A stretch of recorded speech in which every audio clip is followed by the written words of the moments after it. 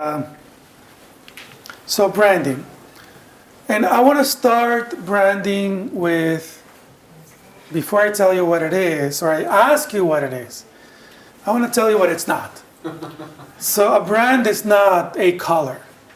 So IBM Blue is not a brand. A brand is not a symbol. So the Nike swoosh is not a brand. A brand is not what you say. Certainly, BP is not Beyond Petroleum. And they've spent hundreds of millions of dollars telling us that BP is Beyond Petroleum. And it's probably the opposite, right? Not probably. It certainly is the opposite. A brand is not advertising. A brand is not an advertising slogan.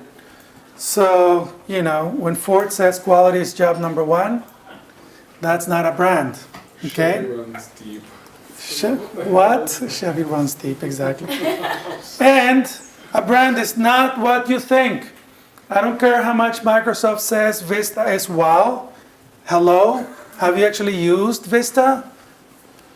So this is not a brand at all. So the question is, what is a brand? Anyone? Yeah, with that setup, anyone is going to answer, right?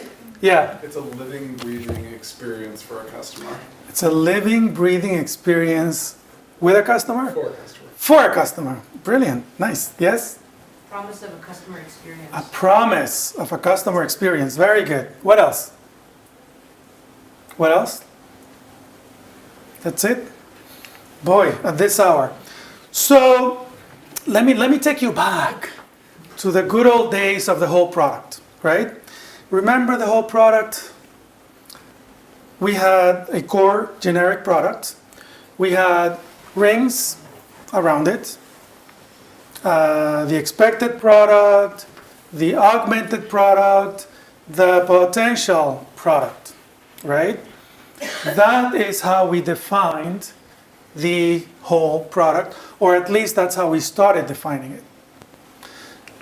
Now, I want to go from a product to a brand. And you go pretty much the same way. You start with a product, and that product could be even undifferentiated. I mean, in truth, what's the difference between Coke and Pepsi?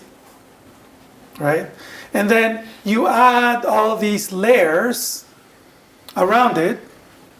The basic brand would be what the minimum configuration, the differentiators that the customer thinks she's buying. Name, logo, packaging, whatever, right? Augmented brand, you make it even more desirable. So conceptually, think of a brand that way.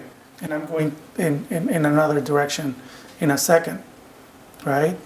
I used to teach actually a strategy course in which I had my students taste Coke, Pepsi, and generic Safeway brands. Okay? They were all wrapped in aluminum foil.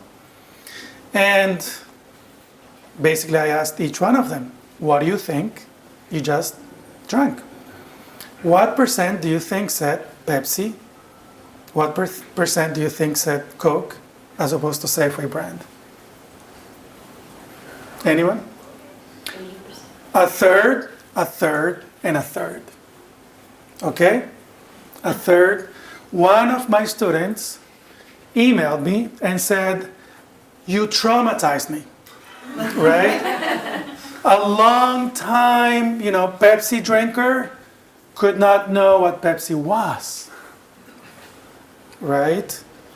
And, sorry about the therapy. I mean, that's not in the switching costs. But, the point is that when you talk about these things, there are all these wraps, all these rings around the actual product that go beyond the product itself. Does that make sense?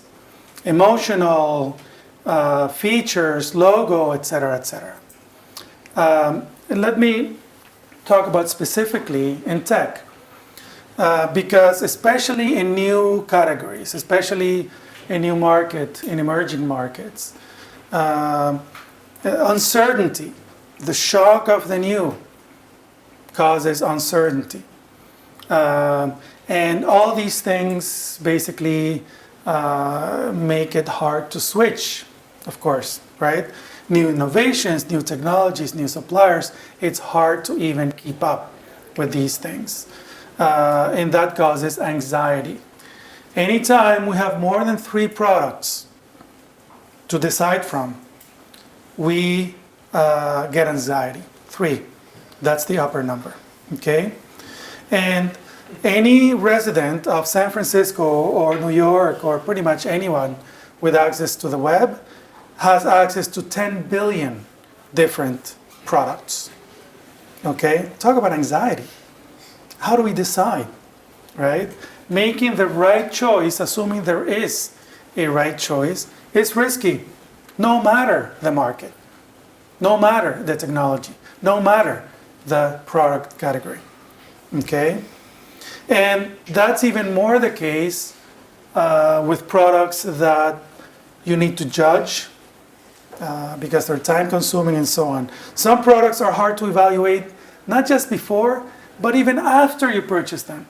You're like, did I get my money's worth? It's hard to know. Okay? So, I talked about decisions having costs. And let me show you, there's a new body of work being done now that's called neuromarketing. So folks who basically are looking at the brain and the reaction of the brain to different things, prices, brands, and so on and so forth. Politicians are using this a lot. And look at your brain on brand. When you look at a brand that you know, your brain does much less work than it does when you look at products that you don't know, whose brand you don't know. Okay? That's basically not only that. So look at the regions, not only do you do more work, but you also get negative emotions. Okay? So there's definitely value as far as the brain is concerned, as far as us, the consumer, to brands. So let me simplify, just like I simplified the whole product before, I want to simplify the brand for you. There are 4 things that the brand is wrapped around. One is, of course, the product. Product features, attributes, value, benefit, all that good stuff. 2, people. People in the organization. Okay? People, so think about when you think about Google, when you think about Apple, when you think about IBM. People. Okay? And this is more the case when we purchase services. What kind of people are we purchasing stuff from? That's part of the brand. Okay? Are we like those kind of people? Do we identify with those kind of people? That's part of the brand. Symbols. All these things that I said the brand was not. Well, a brand is not any of this, but all of these are parts of the brand. All the symbols. Logo, name, packaging, association, images. And I'll talk about brand names later. Okay? These things are important, but it's part of the brand. And story. And stories, and I'm going to talk about stories, the history. This is important, especially in new companies. Okay? In startup companies. And I'll talk a little bit about that. So these are the 4 things that you take into account when you're creating a brand. When you're brand new. No pun intended. Okay? Then you map these 4 things. And in fact, these things are, has anyone looked at your website? Who looks at website logs at where new users or page views, where do they go? The company, about the company, and about the product. What you do, who you are. What you do, who you are. This is the brand. What you do, who you are. Okay, and these are very complementary. Now, what you do and who you are, the product, you're making a promise to the user. You're making a promise. Anytime you buy this product, anytime you buy from us, this is what you're getting. That's a promise. But a promise is not the brand either. Okay? What you're doing is you're establishing a relationship with the customer. Not just you, the company, you, the product. You're establishing a relationship. Once you promise something, you're already in a relationship. Okay? You better deliver. Okay? Or else, as in any relationship. Okay? So, in the end, put all this together, and a brand is how the customer feels. Okay? Now, positioning, I talked about getting into the mind of the customer. Remember? Find a window, let's do the positioning, 12 words or less. When you do the branding exercise, find a way to get into the heart of the customer. Positioning into the mind, branding into the heart of the customer. Okay? Does that make sense? It's not either or, it's both. Okay. I mean, different companies make you feel differently, and that's part of the brand, right? And this picture actually was from before the iPad, before the iPhone. I mean, that's something that Apple has built forever, pretty much. But how do you feel about companies? Think about it. How does Microsoft make you feel? How does IBM make you feel? How does Canon make you feel? Or Sony? Okay, or any product that you buy. Think about it. Each one of them makes you feel differently, or none at all. That's part of the branding exercise. Patriotism, distrust, mistrust. So, since we're establishing relationships with customers and we're making promises, okay, then let me tell you this. Successful brands create relationships with customers. It's how the customer feels about you. So in fact, when we saw that brands in fact minimize uncertainty and fear. So brands do have a value for the customer. They simplify the choice process. Okay? If you think Apple equal good, equal cool, then you'll keep buying Apple. If you feel that Microsoft equal good, then you'll keep buying Microsoft. It simplifies the choice process until it's so painful to have that product that you're going to jump. Right? And likewise, it helps companies do the converse. Increase engagement, convert new customers, and generate price premium. Okay, that's what a brand does for a company. But from the user perspective, it's these 3 things, right? Relationships need effective communication.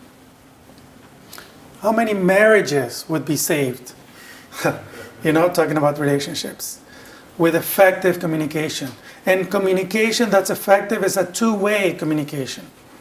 Especially in today's Web 2.0, social media, you cannot afford not to have a 2-way communication stream. Okay? A monologue is not communicating. A monologue talking into the mirror is not communicating. Okay? So, if a brand is like a relationship, then you have to establish a human connection. So, we need to get away a little bit from the actual bits and bytes and establish communication with people. And this is why the people part is so important. Okay? 2, you have to have spokespeople who embody the company, who are the company. And this is why these large companies use these people as spokespeople. They embody, they are the company to the rest of us. Whether it's the Google guys or Tesla is Elon Musk and so on and so forth. Okay? Do not rush, just like any relationship. Do not rush. Brands may take time to build. It's not done overnight, and it's not done using advertising.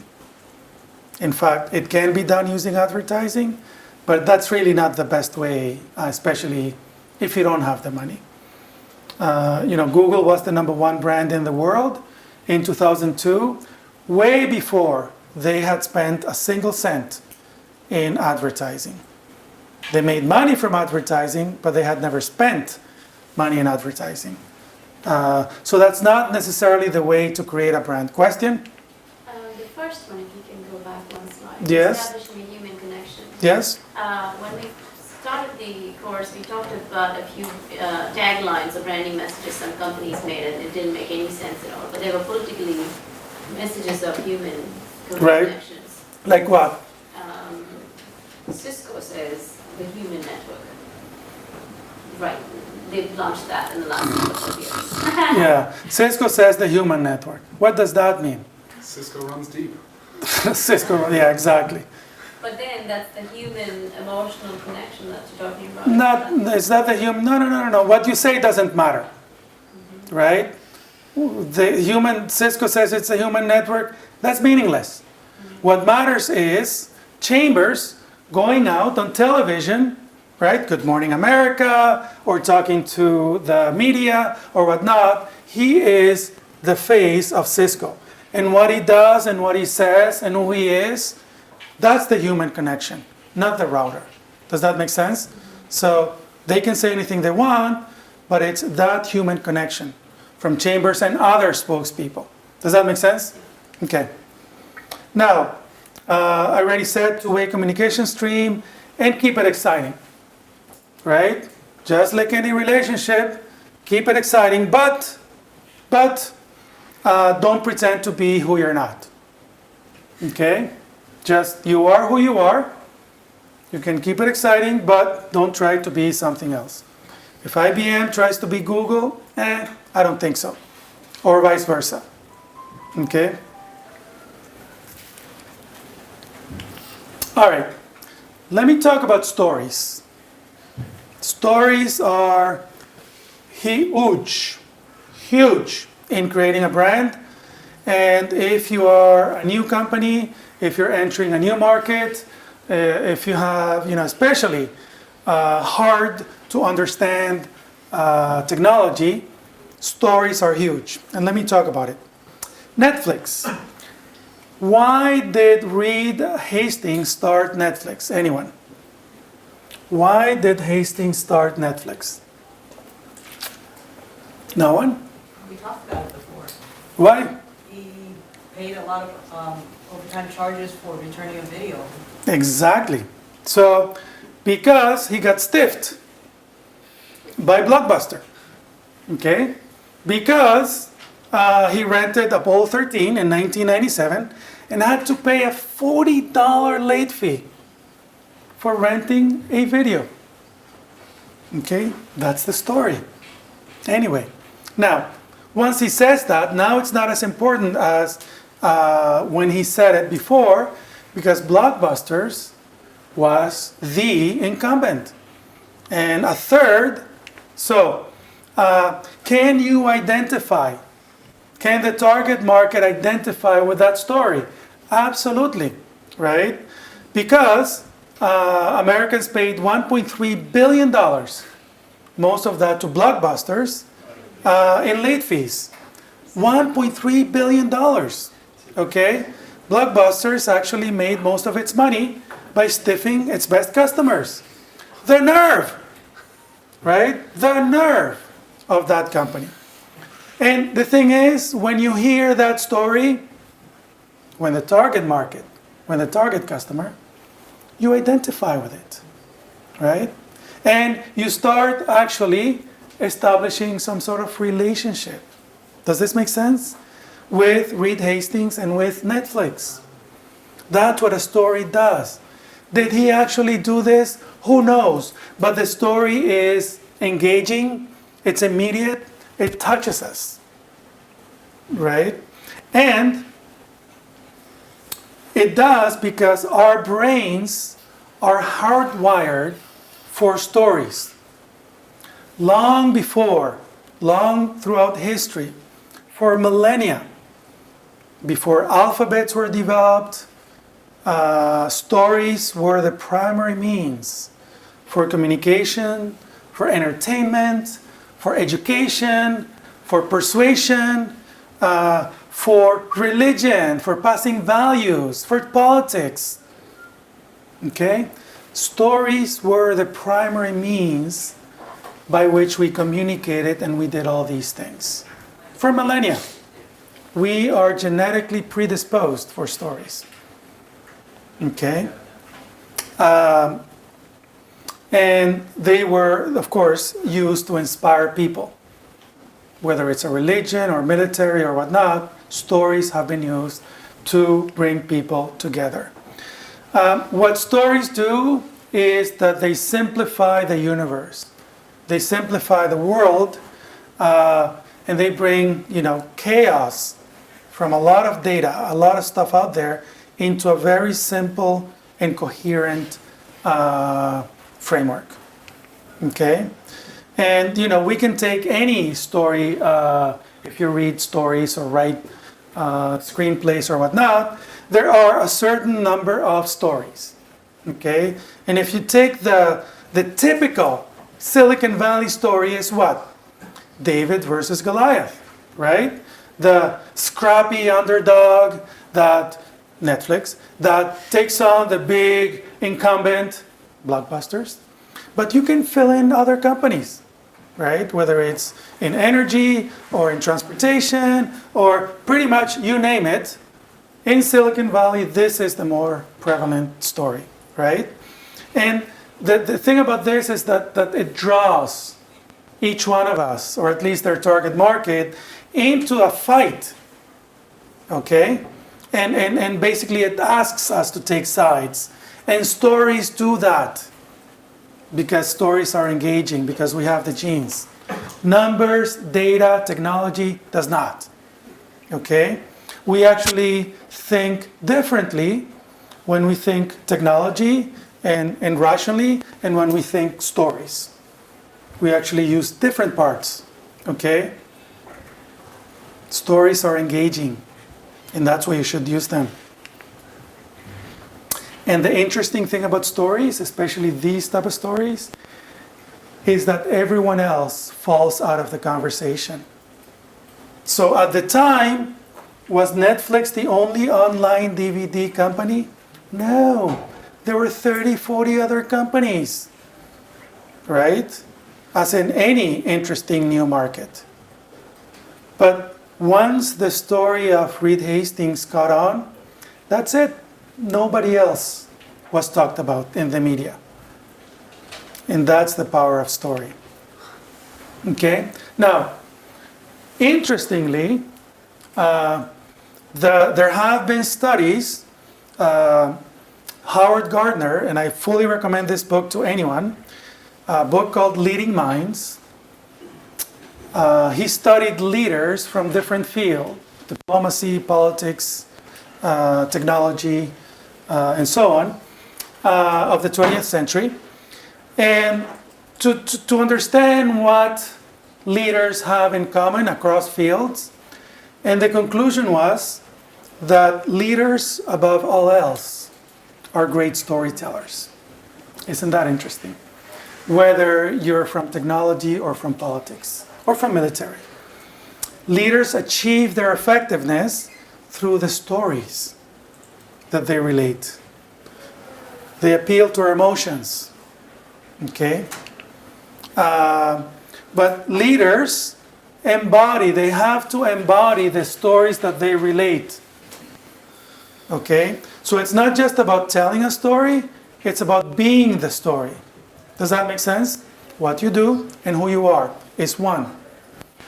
This is very important for you startup people. Okay? Stories summarize.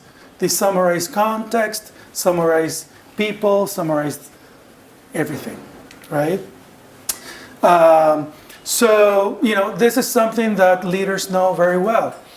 Especially politicians, especially in many organizations, because they persuade us on an emotional level.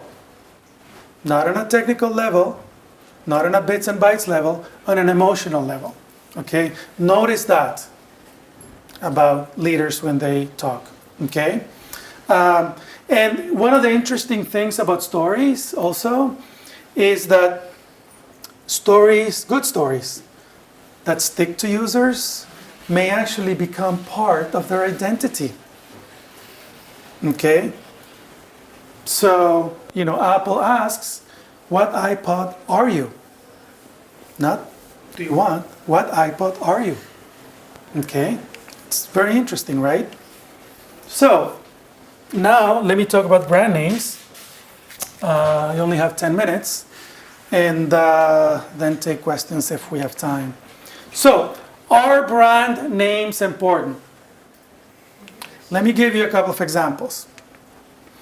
In 2005, a company called Digital Evolution, brain dead name if I've ever heard of one, changed its name to SOA Software. SOA, what does SOA mean? Service-oriented architecture. Exactly, service-oriented architecture, right? And they got the website SOA.com. Website visits immediately went up 60%. Immediately. Right? Do names matter? Yeah, they matter. Over the following 2.5 years, website hits went up 10x. Okay? And product revenue went up 15x, from $1 million to 15 million. Now, this is not everything they did. Okay, of course they had a great product, blah, blah, blah, right? Just a name a change in name will not do this, but immediately it went up 60%. Right? And that tells you that a name can be huge, right? Dramatic impact. Now let me tell you the opposite. Singular spent $4 billion to become a quote-unquote recognizable brand name. $4 billion. And then what did they do? They killed it, right, in favor of AT&T after spending $4 billion. Now, in 2004, a company called BenQ spent $100 million. They changed their name from BenQ small q to big Q because people pronounced it bank. Okay? Because people pronounced it bank. And they wanted to be pronounced BenQ. That cost them $100 million. But wait, there's more. Then it changed it again to Kizda. What VP of marketing should we fire? Right? Hello? Didn't you understand the first time that bank means nothing?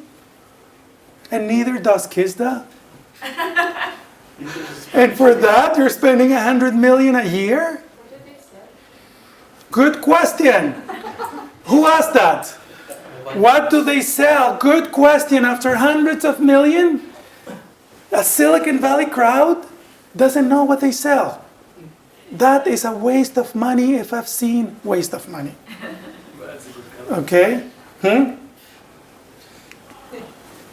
So let me tell you about the psychology of easy. It's called cognitive fluency. The easier it is to pronounce, to process and understand something, the more likely we are to believe it's true.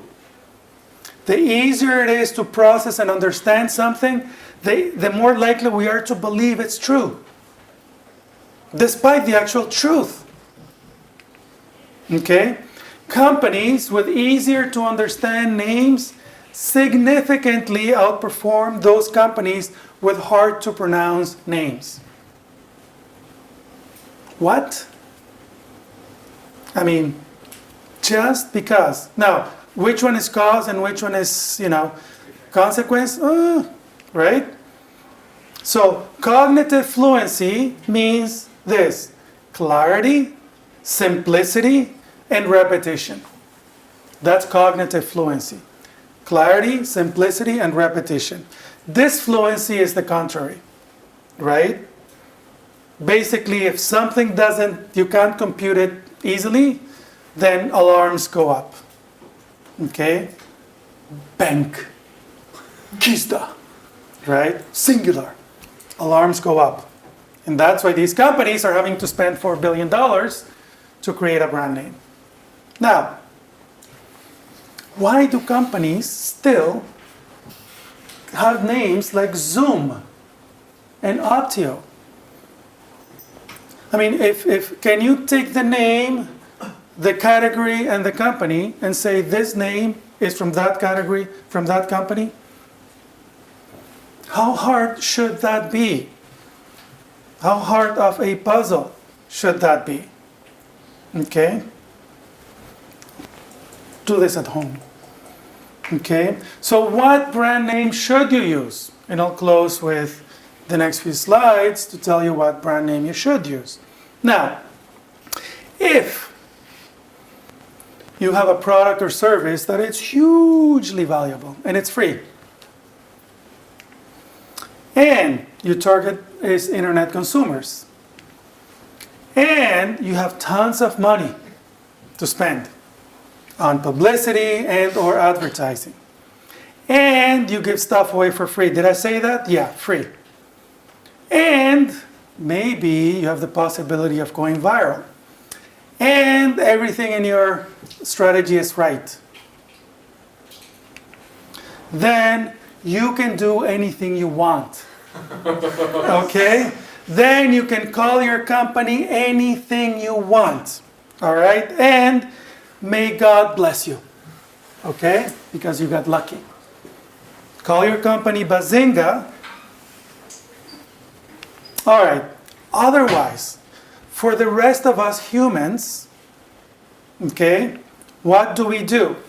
Now, I already talked about how important names can be, especially in the early stages.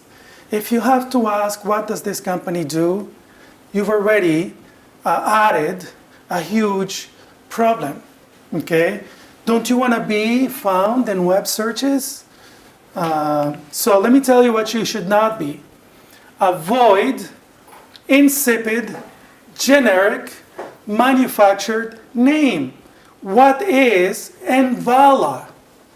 Or Tornado? Or Mixtent? Or Vivint? Okay, it looks like a computer generates all these names. And somebody gets paid 50 grand or 100 grand to do this. I think they're looking for available domain names, so that's... So are they looking for available domain names? What about Instagram? Instagram started 18 months ago. That was available, right? Companies, Altria, you know who Altria is? Healthcare. Oh, it's a Priya, never mind. It's the opposite of healthcare. It's the company formerly known as Philip Morris. And they paid money to find a name that people would not know what they are. Right? And they found Altria. Now, why would you pay for a similar kind of name to be found? Okay. Avoid the, I'm trying to be so cool that I have a name that cannot be pronounced in 40 different languages, right? Hunuku, Kijiji, cool, Yaya, right? Boy, am I cool that I have a cool name that nobody can pronounce or type. All right?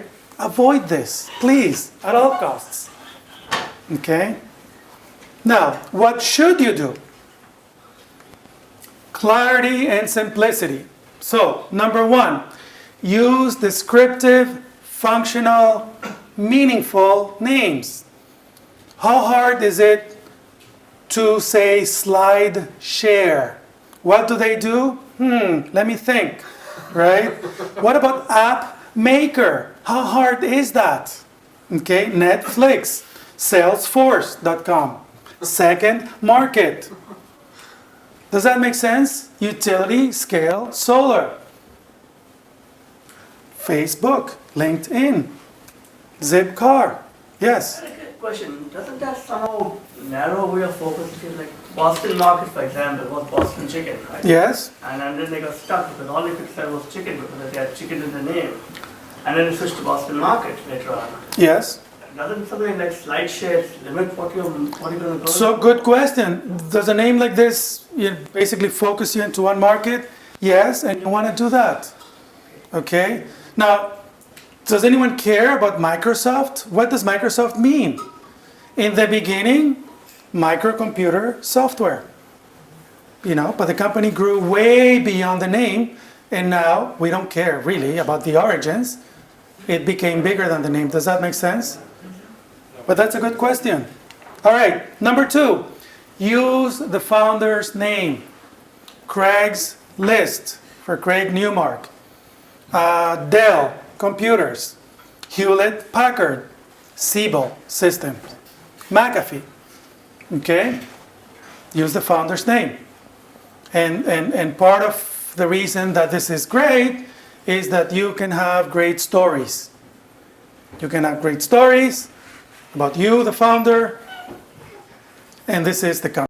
Number 3, if you're lucky enough to get early into the category, get the category name. SOA Software, Cloud.com, Utility Scale Solar. Okay? Now you have to be early for this, but if you are there, take it. 4, use powerful, memorable, evocative names. Tesla. It's a great name. Tesla was, the biggest genius in electricity 100 years ago. Brilliant. Visa. What does Visa do for you? Visa opens up doors, right? BrightSource, Second Life, Print Nation, Skyfire, right? Evocative. 5, if you must, use manufactured names for some reason, then use acronyms, then use TLAs. SAP, RSA, IBM, right? SAS, ICQ. So if you have to use manufactured names, then use TLAs, 3-letter or 4-letter acronyms. I just saw this at Stanford. How hard is it to get this name? Date My School. I mean, do you know what they do? Let's guess. Meet thousands of students online. Probably from my school, right? I mean, doesn't this beat Kijiji? Or Hunuku? I mean, right? Questions?